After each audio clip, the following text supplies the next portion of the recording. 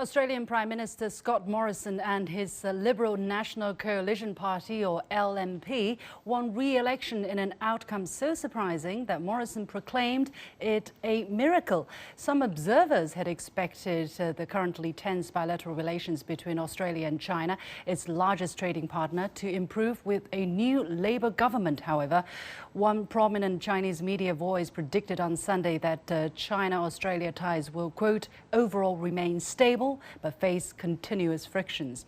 One major source of friction is Australia's effort to ban the Chinese telecom giant Huawei, accusing its 5G network of being a national security risk. And Morrison himself recently caused controversy by describing China as a customer, but the US as a friend. Now, with Morrison and his coalition re-elected, does that mean the door will be closed for warmer relations with Beijing, or what steps should we expect Canberra to take towards this vital trading partnership? Joining me for the discussion in the Beijing studio are Nick Coyle, the CEO and Executive Director of the Australian Chamber of Commerce in China, and Einar Tangen, a political and economic affairs commentator. Gentlemen, welcome to The Point. First of all, the polls were actually pointing to a totally different direction right before the election. However, after 6 years of leadership under the Conservative political coalition, things didn't develop according to the polls' prediction. Exactly what happened, Nick? Yeah, look, it was really interesting actually. Like virtually all of the polls were predicting a narrow to reasonably comfortable victory for the Labor Party, but what we saw was quite big swings up in Northern Australia, up in Queensland, towards the government. We saw some minor swings in New South Wales and Tasmania, and it was against all predictions. So Australian elections often come down to sort of 15, 20 marginal seats, and it's how those seats tend to pan out that'll really mean who'll form government. So, yeah, the polls got it wrong. Not the first time we've seen that of recent times, actually. So it'll be interesting to see. But exactly what contributed to these surprise votes coming out of the voters, Einar? Well, actually, it was Bill Shorten's campaign was not the best timed. I mean, the Conservatives kept it very simple, prosperity, things like that. He had a very complex tax code. He wanted to close, basically get rid of coal mines, or at least not give permission for one of them. And as a result, he was it was lackluster. He did not appeal to the people. I mean, he actually lost, even with these polls. 16 polls were done. Every single one of them had Labor ahead 2 to 4 points. So, you know, he got it wrong. He had the opportunity. He's resigned. I think this is just history. Yeah, and I was just going to say, I think you've got to put that on the back of, at the moment, the economy in Australia is a little bit sluggish. We've seen house prices declining in Sydney, Melbourne, Brisbane. We've got interest rates looking to be cut again, and they're already at record lows. The Australian dollar's weak. I think there was a lot of concern out there from voters about their hip pocket. And I think, as Einar mentioned, like Shorten's big pitch was a lot about taxing and spending, and the government went for a much smaller target strategy, which I think was pretty effective with voters in those marginal seats. And there was one other thing. He made it about personality. It was him versus Morrison. And he should have made it about party versus party. So basically, Morrison didn't win because he was good, but he won because that the opponent was bad or was unsuccessful. Was it, or is there any other factor? Because we were talking about, a lot of the media were pointing to the rise of populism as well in the Australian society as a possible factor behind the win of Morrison. Yeah, look, we've had this really strange period in Australian politics we were just talking about in the green room before, since 2007, where we've had, you know, changes of leadership pretty frequently. And I think there was also an element of wanting some stability. You know, I think that played into it quite a lot as well. I think Morrison is probably a bit more of a everyday centralist candidate than what we've seen previously with Malcolm Turnbull, and before that Tony Abbott on the Conservative side. And I think that played quite well in the electorate. So I do think there's an element of he is popular. Yeah, but what about what will be the impact on Australia's relationship with China? Will it be stability as well that people want? I mean, he made some he didn't mean, I think he didn't mean to stir controversy, but nevertheless it did. For instance, when he was talking about China, he said China is a customer, whereas the United States is a friend. And on the Chinese, so he said, and then he said, you don't have to pick sides in that. You don't have to walk away from the relationship that you have. You stand by your friends and you stand by your customers as well. So on the Chinese social media, it did create a lot of unease and displeasure. Yeah, but I mean, when you look at the statement from his point of view, I mean, from an Australian point, he wasn't saying anything particularly bad. But from the Chinese point of view, given the fact that China has a massive deficit with them, and therefore they have a massive surplus, it would seem to make sense to start thinking about your economic needs. As was pointed out, there's a very slow economy right now. Things are very, lackluster, to say the best. But there's this tension between the U.S. as an ally, old friend, security blanket, and the need to recognize that Australia is not near the United States. It's in Asia, and it has economic interests that go regionally, not there. But that does sound very dry, right? Really emotion-free. There is nothing, no friendship or partnership or whatsoever. You are a customer. Our relationship is totally business-like. Nick, does that sound? Is that why some Chinese people are reasonably offended by this? Yeah, look, to be honest with you, I haven't seen the complete context of what he said, and I suspect that if he had his time over again, he might have phrased it a little bit differently. I mean, if you look going back to comments that Morrisons made in the past, not only when he's been PM, but also before he was PM, he's accentuated the nature of the relationship and the deep personal ties and all that good stuff.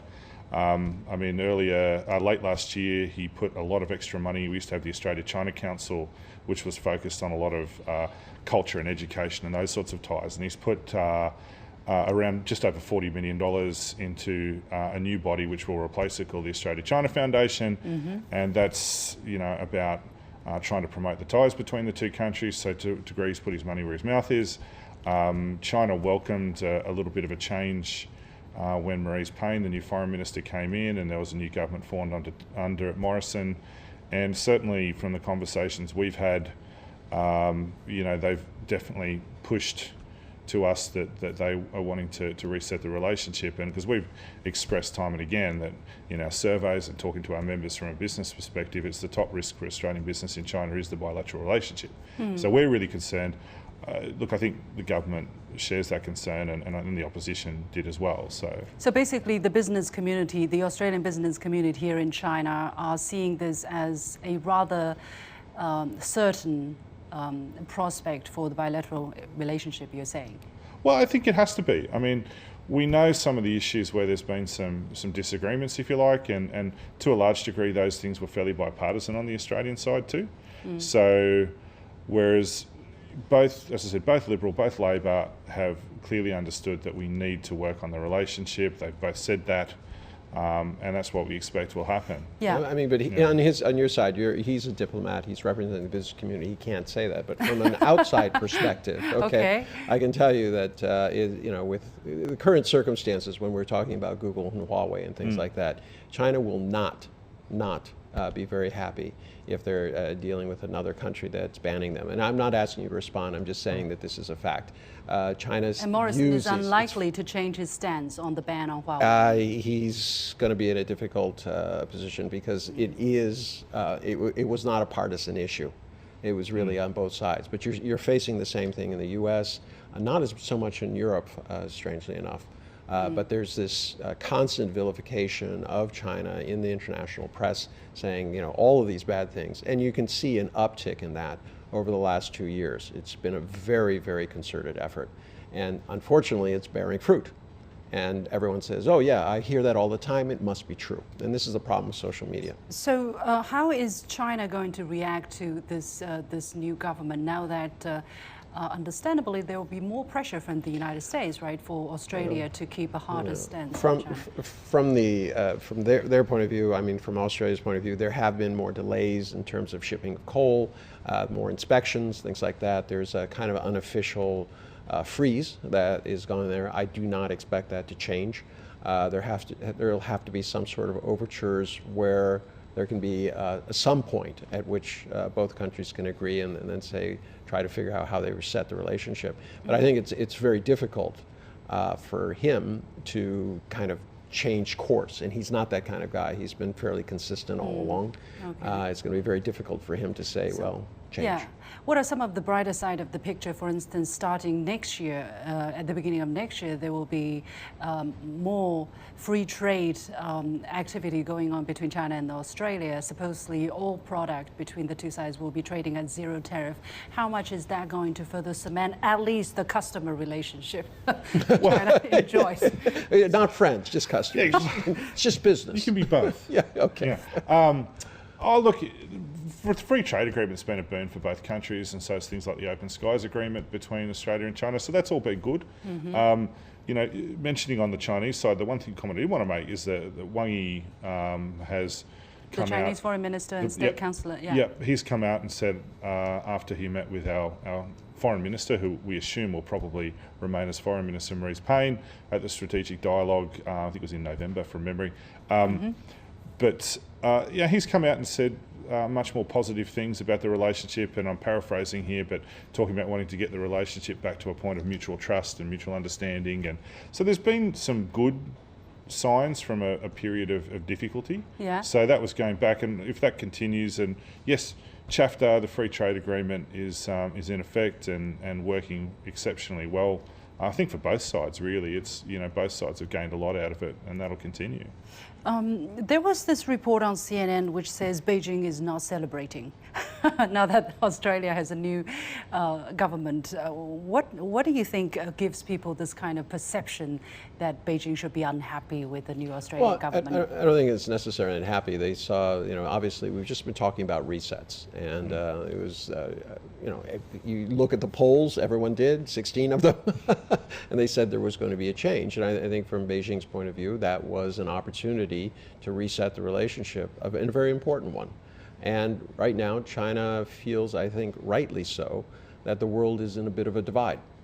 That there are those who are being pressured, including Australia, by the Trump administration, saying that they have to do this, they have to do that. Every time I talk about Australia, this phrase almost come up either kind of explicitly or implicitly, that Australia is between a rock and a hard place. Is it ever going to change? Oh, we'll see. I mean, it's a hard one. Look, at the end of the day, I think Morrison has said this. Yes. Yeah, I think Morrison has said this a number of times, is that we've just got to come back to focusing on the things that work for both countries. I mean, the economies are... Both the US and China? Oh, I'm saying Australia and China. Australia and China. Okay. I mean, the economies are really, really complementary. Okay. I mean, if you look at US and China, there's a little bit more of a competitive tension, if you like, between the economies, whereas Australia and China's such a complementary relationship. And that's where the focus has got to come back to. There's a lot of good stuff we can be working together in, especially the Pacific region and those sorts of things. Get back to the stuff we can agree on. All right. Many thanks to Nick Coyle, the CEO and Executive Director of the Australian Chamber of Commerce in China, and Einar Tangen, a political and economic affairs commentator.